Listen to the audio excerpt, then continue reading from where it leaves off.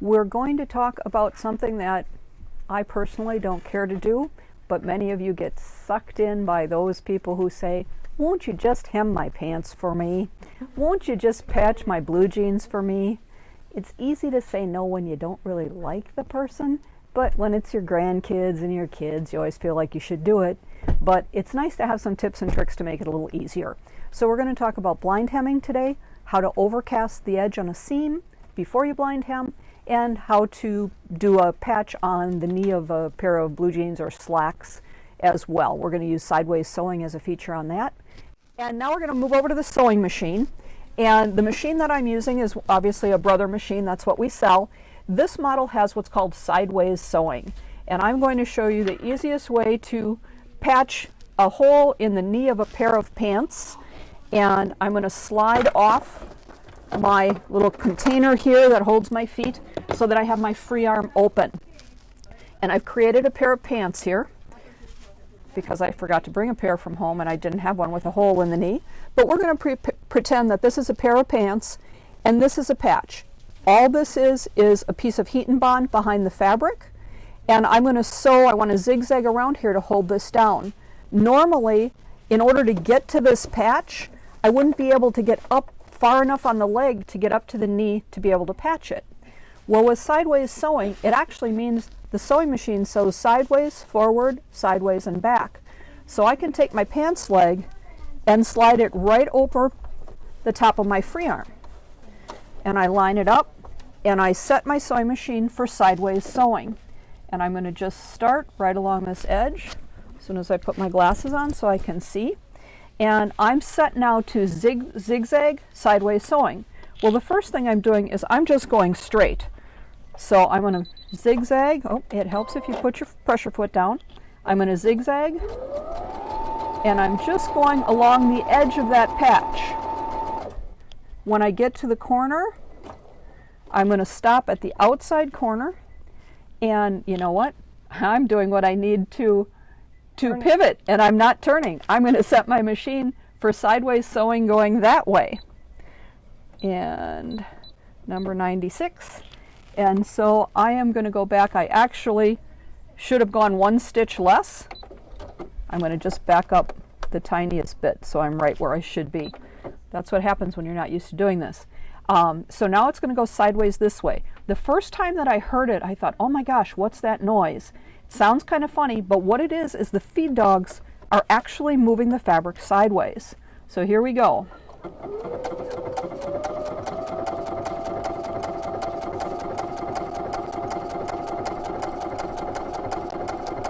And I may have to stop and adjust my pants a little bit.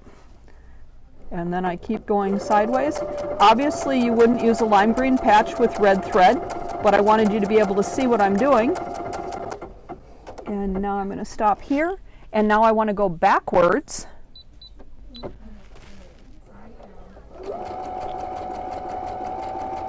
And I didn't go quite to the end. I should have peeked under my foot. I should be over just a smidge yet. And now I'm going to go back the other way.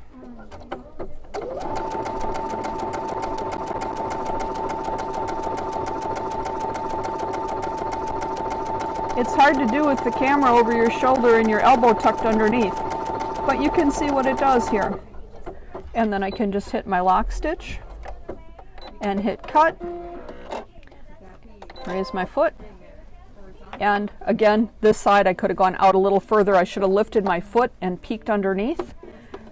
But when your thread matches, it's an easy, quick way to put a patch on jeans. If you want to go around again, you can. And the machines allow you to do either a zigzag or a straight stitch sideways and back and forth. And the other thing that does is normally when you're doing a decorative stitch, you can only have your stitch, it's as wide as the hole in your foot. When you have a machine that has sideways sewing, you have the ability to do big wide stitches. Things like this. It's much wider than the hole in your foot, but it incorporates sideways sewing. So it actually goes like this, and it moves side to side as it sews. So I get a stitch this wide rather than just that wide. So it lets you do a lot of different stitches. This stitch, the way that it stitches, it actually uses sideways sewing, goes like this, goes back, goes over, comes down. So it's actually moving side to side as it's sewing to create, oh, and the phone is ringing. It wouldn't be a Wise Guys video without a telephone in the background. This swirly stitch, this little tulip stitch, all of these can be done on a machine that has sideways sewing, so it gets you that wide of a stitch. These look really cute when you're doing things like table runners, in the sashing, on your placemats, on your table runners, even between your blocks on your quilt. Really fun quilting using that sideways feature. So that's the easy way to patch your jeans. So the next thing we're going to talk about is how to use the blind hem function on your machine. The first thing that you do is you get out your manual. Yeah, I know a lot of you don't know where it is, but it's real easy to forget what foot to use. And your manual, if you just look up blind hem, it tells you what stitch to use and what foot to use. And when I want to overcast, it also tells me what stitch and what foot. A blind hem is the type of hem that is done usually on a pair of dress pants. I've done my samples on white with red thread so that you can see. A blind hem takes 5 stitches that you don't see and then 1 little bite to hold up your hem. So if that stitching were in white, you would never see it. On the back, you see my overcast finished edge and then my blind hem stitching. But from the front, all you see is that little bite. And it's a 2-step process. The first thing you do is overcast the edge. Well, actually, the first thing you do is measure how long you want your pants to be. And then you cut your pants off. And I typically assume a 1-inch hem. So when I cut the length of my pants, if I want a 31-inch inseam, I cut at 32, so I've got that 1 inch to turn underneath. And then I overcast the edge. The overcast keeps it from fraying and shredding. Once I've got that done, then I take my overcast edge and I iron it up 1 inch. And we're going to be doing that in a minute. And then I flip back this way, and again, we'll do this close up in a minute. And now I'm ready to sew my blind hem. So those are our 3 steps: overcast, press and fold, and stitch. So here we go. We're going to show you how to do that from scratch. So here we are. The first thing I'm going to do is overcast. And I looked in my book, and that told me to use my G foot. The G foot has a little guide here and an edge. It's kind of a funky looking foot. When I change my foot, I just push the button on the back, pop this one right up here, and I'm ready to go. And I want to use my stitch number 16. And on this machine, it tells me right here I'm at stitch 16. It also tells me to put the G foot on. So even if I remember what stitch I have, I don't have to look in the book to see what foot. And I've got just a piece of fabric here. This would normally be your pants leg, and it would roll around just like we had with the jeans, that you would have it this way. But I did this flat so you'll be able to see what I'm doing. So all I'm going to do is put my foot down, and I'm going to plant my needle. I'm going to do a little lock stitch. Lock stitch will do 3 stitches in place. If you don't have a lock stitch, you can go back and forth a little bit, but lock stitch is just a little quicker. And then all I'm doing is I'm lining up the edge of my fabric with the edge of that foot, and I'm going to stitch pretty quick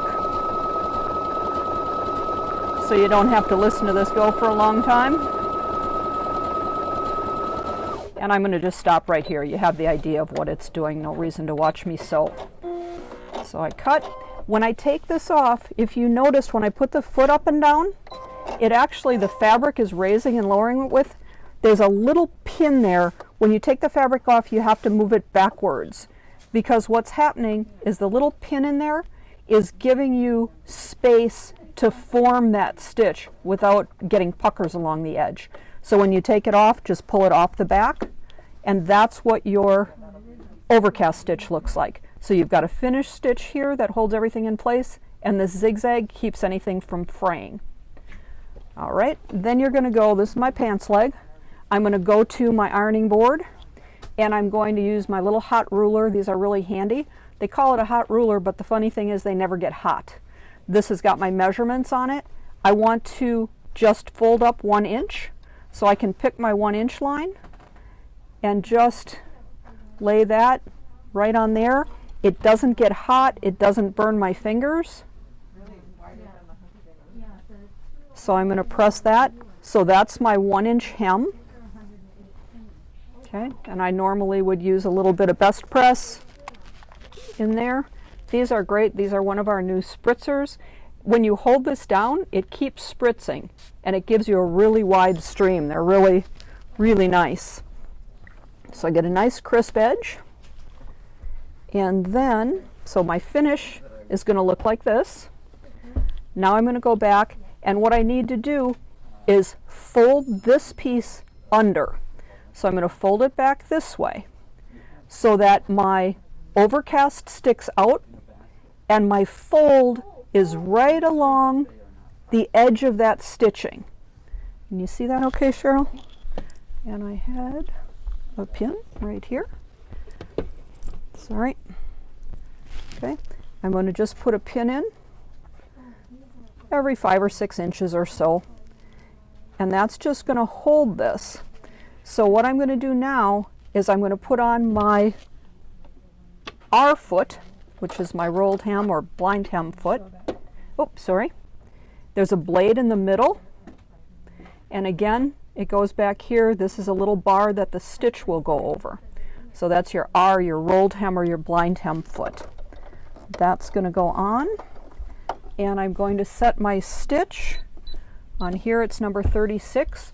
The way that a blind hem stitch works is it's going to stitch along here. I'm going to line this up with the blade. It's going to do 4 or 5 stitches catching just this seam, and then it's going to bite over and grab that. So it's going to go 1, 2, 3, 4, 5, bite, 2, 3, 4, bite, bite. And that's what causes and creates the spacing between those stitches. So it's sewing along and then it's taking a bite. Each time it takes a bite, that's what's holding your hem up. So I'm going to come over to my machine, and I'm going to take that first pin out of my way. And now I've got the blade here in the middle. I'm lining up this fold with that blade. And I'm going to do a little lock stitch if I'm right at the end.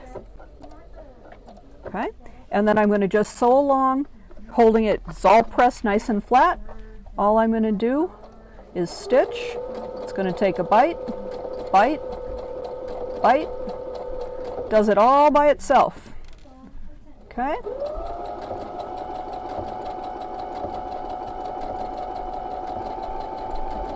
And when I get to the end, again, a lock stitch or a little bit of back and forth. Raise my foot, and again, I'm going to just take it off the back. I didn't hit my cutter.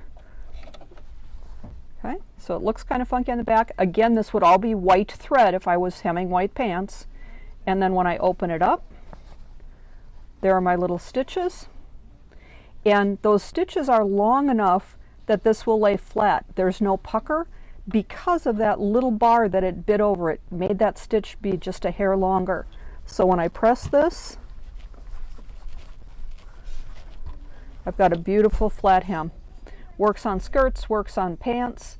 The one little trick is if you are doing a skirt or a pair of what we would have called in my day bell-bottom pants, where the bottom is wider than you're turning it up, I would just run on here after I do my overcast. I would run just a long gathering stitch and just gather it a little bit so that when it pulls up, that curve will just pull inside and you'll get a nice crisp hem. That just shrinks that bottom edge a little bit if you happen to have a bell like on a skirt or a bell-bottom pair of pants. That's all there is to it. Anybody have any questions?